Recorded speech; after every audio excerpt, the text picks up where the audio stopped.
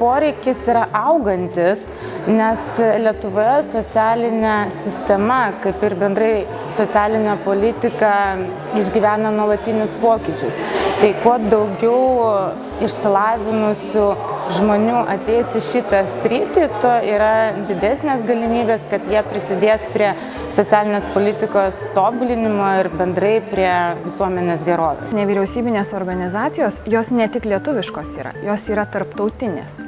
Ir nevyriausybinės organizacijos ieško socialinę politiką išmanančių ir žinančių asmenų.